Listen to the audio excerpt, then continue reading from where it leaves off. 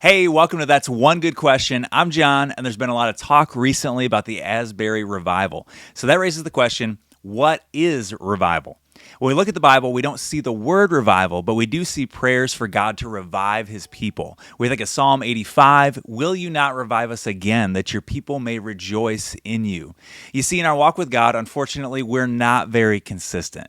We don't just grow in godliness and closeness to God in a straight upward line. It's more like these big ups and downs. We have seasons where we walk really close with God, then we have seasons where we stray away from God, and that's when we say that we need a revival, a return to God. When we look at the Bible, we see this is actually the pattern of God's people in the Old Testament.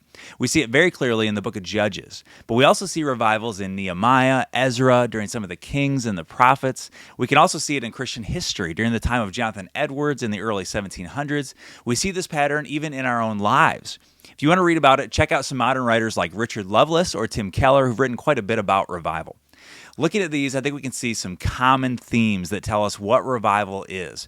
Revival happens when people wake up to an awareness of God, an awareness of their sin, and they turn to Jesus. One great example is from Nehemiah chapters 8 and 9. I would encourage you to read it. What happens is God's word is read. People are stunned by hearing about God's holiness. They recognize their own sin. They confess their sins before God. They worship, and their lives are changed. This is what revival looks like. And as a pastor, this is what I pray for every Sunday, that people are impacted by the Bible, they see God, they see their sin, and they turn to Jesus. Feel free to comment with more questions and subscribe on YouTube for videos each week.